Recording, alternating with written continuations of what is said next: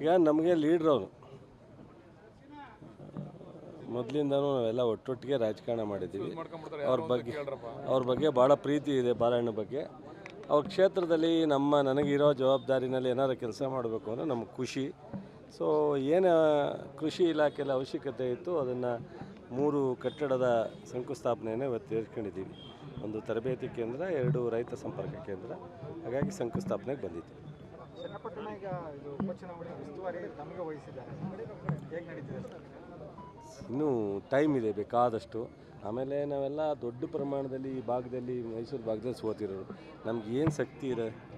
ಏನೋ ಜನ ಅವಕಾಶ ಕೊಟ್ಟಿದ್ದಾರೆ ರಾಜ್ಯದಲ್ಲಿ ಸರ್ಕಾರ ಮಾಡಲಿಕ್ಕೆ.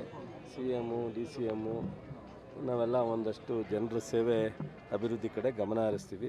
ಚುನಾವಣೆನ ಜನರು ತೀರ್ಮಾನ ಮಾಡಬೇಕಾಗುತ್ತೆ. ಈಗ ನಾವು ಏನು ದೊಡ್ಡ ಪ್ರಮಾಣದಲ್ಲಿ ಶಕ್ತಿ ಇದೆ ಅಂತ ಹೇಳ್ಕೊಳಕ್ಕಾಗಲ್ಲ. ಎಲ್ಲ 2 ಲಕ್ಷ 3 ಲಕ್ಷದಲ್ಲಿ ಸೋತಿದ್ದೀವಿ. ನೋಡೋಣ, ಜನರ ಹತ್ರ ಹೋಗ್ತೀವಿ. ನಾವು ಮಾಡಿರೋ ಕೆಲಸ, ಕಾರ್ಯಕ್ರಮ, ಕೊಟ್ಟಿರ್ತಕ್ಕಂಥ ಗ್ಯಾರಂಟಿ ಹಿಡ್ಕೊಂಡು ಭಿಕ್ಷೆ ದಯಮಾಡಿ ಸಹಾಯ ಮಾಡ್ರಪ್ಪ ಅಂತ ಜನ ತೀರ್ಮಾನ ಮಾಡ್ತಾರೆ. ಚುನಾವಣೆಯಲ್ಲಿ ಚನ್ನಪಟ್ಟಣದಲ್ಲಿ ಬೇರೆ ಯಾವ ಕ್ಷೇತ್ರದಲ್ಲಿ ಇಲ್ದಿರೋಷ್ಟು ಜನ ಕಾಂಗ್ರೆಸ್ನ ಕೈ ಹಿಡಿದಿದ್ದಾರೆ. ಅದು ಗಣನೆಗೆ ತೆಗೆದುಕೊಂಡು ಯಾವ ರೀತಿ ಪ್ಲಾನ್? ಅದು ನಮಗೆ ಆಶಾದಾಯಕವಾದಂಥ ಒಂದು 4 ತಾಲೂಕಿನಲ್ಲಿ ಇದೊಂದು ಬೆಳವಣಿಗೆ ಅಂತ ಅನ್ಕೋಬೋದು. ನಮಗೆ 17-18 ಸಾವಿರ ಓಟ್ ಇದ್ದಂಥ ಅಸೆಂಬ್ಲಿ ಟೈಮ್ನಲ್ಲಿ 85,000ಕ್ಕೆ ಅಂದರೆ 70,000 ಓಟನ್ನು ಹೆಚ್ಚು ಕಡಿಮೆ ನಮಗೆ ಜಾಸ್ತಿ ಕೊಟ್ಟಿದ್ದಾರೆ. ಬಹುಶಃ ನಮಗೆ ಅದೊಂದು ಜನರ ಮೇಲೆ ವಿಶ್ವಾಸ ಇಟ್ಟು ಈ ಚುನಾವಣೆನ ನಾವು ಹೋಗುವಂಥ ಒಂದು ಸಂದರ್ಭ. ಬಟ್ ಆದ್ರೂ ಸಹ ಈ ದೊಡ್ಡ ನಾಯಕರ ವಿರುದ್ಧ ಹೋಗ್ಬೇಕಲ್ಲಪ್ಪ, ಅದರಿಂದ ಒಂದು ಸ್ವಲ್ಪ ಯೋಚನೆ ಮಾಡಿ ಮಾಡೋಣ. ಎಲ್ಲಿ ಶುರುವಾಗುತ್ತೋ ರಾಜಕೀಯ ಜೀವನ ಅಲ್ಲಿಂದನೇ ಮುಕ್ತಾಯ ಆಗುತ್ತೆ ಅಂತ CP ಹೇಳಿರೋದು. ಸೊ ಯಾರಿಗೆ ಅಂತ ಗೊತ್ತಿಲ್ಲ ಅವ್ರು ಹೇಳಿದ್ದು. ಅಲ್ಲಲ್ಲ ಅವ್ರು ಹೇಳಿದ್ದು ಅರ್ಥ ಹಲವಾರು ಕಡೆ ಗಮನ ಎಳೀತದೆ. ಈಗ ಎಲ್ಲಿಂದ ಸ್ಟಾರ್ಟ್ ಆಯಿತು ಅಲ್ಲೇ ಮುಕ್ತಾಯ ಆಗ್ತಂದರೆ ಯಾರು ಎಲ್ಲಿಂದ ಸ್ಟಾರ್ಟ್ ಆಯಿತು ಯಾರಿಗೆ ಅಂತ ನೋಡೋಣ, ಕೇಳ್ತೀವಿ. ಅವನ್ನೇ ಒಂದು ಸ್ವಲ್ಪ ಫೋನ್ ಮಾಡಿ. ಕ್ಯಾಂಡಿಡೇಟ್ ವಿಚಾರ ಏನು ಎಂತು ಅಂತೇಳಿ ಪಕ್ಷ, DCM, CM, ಸೊ ಮಾಜಿ ಲೋಕಸಭಾ ಸದಸ್ಯರಿದ್ದಾರೆ, ಶಾಸಕರುಗಳಿದ್ದಾರೆ, ಮುಖಂಡರುಗಳಿದ್ದಾರೆ, ಕಾರ್ಯಕರ್ತರಿದ್ದಾರೆ, ಎಲ್ಲರೂ ಕೂತು ತೀರ್ಮಾನ ಮಾಡ್ತಾರೆ. ನೋಡೋಣ, ಇನ್ನೂ ಟೈಮ್ ಇದೆಯಲ್ಲಪ್ಪ. ಈಗ ಖಾಲಿ ಆಗಿದೆ, ನೋಟಿಫಿಕೇಶನ್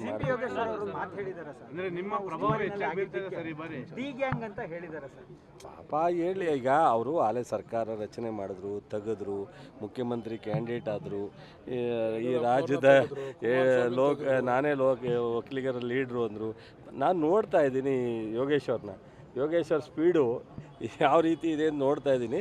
ಪಾಪ ನನಗೆ ಭಾಳ ಬೇಕಾದವರು ಆತ್ಮೀಯರು. ಅವ್ರ ಸ್ಪೀಡು ಹೋಗ್ಲಿ ಹಿಂಗೆ. ಇನ್ನೊಂದು GT ದೇವೇಗೌಡ ಹೇಳಿದ್ದಾರೆ, DK ಶಿವಕುಮಾರ್ ಅವರು ಸ್ಪರ್ಧೆ ಮಾಡ್ತಾ ಇಲ್ಲ ಚನ್ನಪಟ್ಟಣದಲ್ಲಿ, DK ಸುರೇಶ್ ಅವ್ರನ್ನ ತಂದು ನಿಲ್ಲಿಸೋಕೆ ಈ ಥರ ತಂತ್ರಗಾರಿಕೆ ಮಾಡಿ. ನಮ್ಮ ಪಕ್ಷದಲ್ಲಿ ನಾವು ಯಾರನ್ನ ಕ್ಯಾಂಡಿಡೇಟ್ ಮಾಡಬೇಕು ನಾವು ತೀರ್ಮಾನ ಮಾಡೋದು ನಮಗೆ ಬಿಟ್ಟದ್ದು. ಅವ್ರ ಪಕ್ಷದ ಕ್ಯಾಂಡಿಡೇಟ್ ಅವ್ರು ತೀರ್ಮಾನ ಮಾಡ್ತಾರೆ. DK ಸುರೇಶನ್ ಮಾಡ್ತೀವೋ, DK ಶಿವಕುಮಾರ್ ಮಾಡ್ತೀವೋ, ಅಥವಾ ಇನ್ನೊಬ್ಬರು ಮಧ್ಯದಲ್ಲಿ ಯಾವ್ದಾದ್ರು ಒಳ್ಳೆಯ ಅಭ್ಯರ್ಥಿ, ಆಶ್ಚರ್ಯ ಅಭ್ಯರ್ಥಿ ಅಂತ ಹೇಳೋಲ್ಲ ಹಂಗೆ ಮಾಡ್ತೀವೋ, ಅದನ್ನು ನಮಗೆ ಬಿಟ್ಟದ್ದು. ಅವ್ರ ಪಕ್ಷದ ಅವ್ರ ಅಭ್ಯರ್ಥಿ ಮಾಡಲಿದ್ರು, ಅದಕ್ಕೇನಂತೆ. ಮತ್ತು ಯೋಗೇಶು ಈ ನಮ್ಮ GT ದೇವೇಗೌಡರು ಇದ್ದಾರಲ್ಲ, GT ದೇವೇಗೌಡರಿಗೆ ಸಾಕಷ್ಟು ಅನುಭವ ಆಗಿದೆ.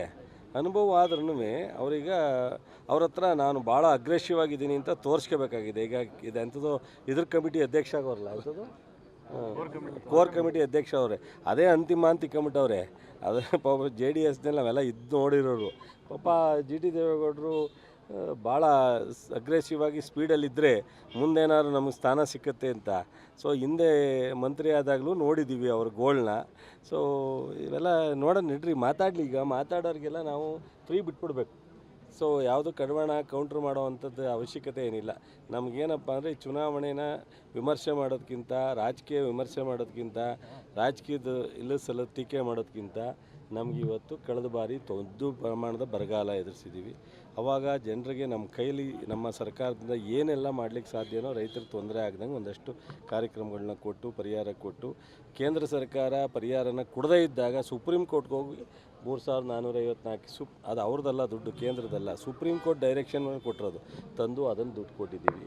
ಈಗ ಒಳ್ಳೆ ಮಳೆ ಆಗ್ತಾ ಇದೆ, ನಾವು ಆಶಾದಾಯಕವಾಗಿದ್ದೀವಿ. ಇಡೀ ರಾಜ್ಯದಲ್ಲಿ ಎಲ್ಲ ಕಡೆ ಮಳೆ ಸ್ವಲ್ಪ ಆಗಿದೆ, ಮುಂಗಾರು ಪ್ರಾರಂಭ ಆಗಿದೆ. ಜುಲೈ ಎಂಡ್ವರೆಗೂ ಮುಂಗಾರು ಮಾಡಲಿಕ್ಕೆ ಈ ಭಾಗಕ್ಕೆ ನಮಗೆ ಟೈಮ್ ಇದೆ. ಅದ್ರ ಕಡೆ ಹೆಚ್ಚು ಗಮನ ಕೊಡೋಣ, ಚುನಾವಣಾ ರಾಜಕಾರಣ ಮಾಡೋಣ. ಸರ್, ಮಂಡ್ಯದಲ್ಲಿ ನಾಲೆಗಳಿಗೆ ನೀರು ಹರಿಸಬೇಕು ಅಂತ ಪ್ರತಿಭಟನೆ ಮಾಡ್ತಾರೆ. ಮಂಡ್ಯದಲ್ಲ ಮಾಡ್ತೀವಿ, ನೀರು ಹರಿಸ್ತೀವಿ ಆದಷ್ಟು ಬೇಗ. ಸರ್ ಈಗ 87 ಅಡಿ ಇದ್ರೂ ಕೂಡ ಅದು ನೀರು ಹರಿಸ್ತಾ ಇಲ್ಲ ಮುಂಗಾರಿಗೆ. 87 ಅಡಿಗೆ ಯಾವಾಗಲೂ ನೀರು ಬಿಟ್ಟಿಲ್ಲ, 100 ಅಡಿ ಮೇಲೆ ಹೋದಾಗ ಬಿಟ್ಟಿದ್ದಾರೆ. ಯಾವಾಗಲೂ ಜುಲೈ 2nd ವೀಕ್ 3rd ವೀಕೇ ಬಿಟ್ಟಿದ್ದಾರೆ. ಆದರೆ ನಾವು 85 ಅಡಿ ಇದ್ರೂ ಜನರ ಬೇಡಿಕೆ ಇರೋದ್ರಿಂದ ಈಗಲೇ ಸದ್ಯದಲ್ಲೇ ಬಿಡ್ತೀವಿ. ಸರ್, ಸ್ಟಾರ್ ಚಂದ್ರ ಅವರು ಪ್ರಚಾರ ಮಾಡುವಂಥ ವೇಳೆ ದರ್ಶನ್ ಅವರು ಅವರ ಪಟಾಲಯಮೋ ಪೊಲೀಸ್ ಪೇದೆ ಮೇಲೆ ಹಲ್ಲೆ ಮಾಡಿತ್ತು. ಅವರು ದೂರು ಕೊಟ್ಟಿದ್ರು ಕೂಡ ಕ್ರಮ ತಗೊಂಡಿಲ್ಲ. ಇದಕ್ಕೆಲ್ಲ ಕಾರಣ ಯಾರು ಅಂದರೆ ಅಲ್ಲಿನ ಸ್ಥಳೀಯ ಶಾಸಕರುಗಳು ಒತ್ತಡ ಹಾಕಿ ಪೊಲೀಸರಿಗೆ ರಕ್ಷಣೆ ಮಾಡಿದ್ದಾರೆ. ಕೊಡಲಿ ನೋಡ್ರಿ, ಗನ್ಮ್ಯಾನ್ ಆದರೂ ಅವರೊಬ್ಬರು ಮನುಷ್ಯರೇ, ಅಥವಾ ರೈತರಾದರೂ ಮನುಷ್ಯರೇ, ಅಥವಾ ಕಾರ್ಯಕರ್ತರಾದರೂ ಮನುಷ್ಯರೇ.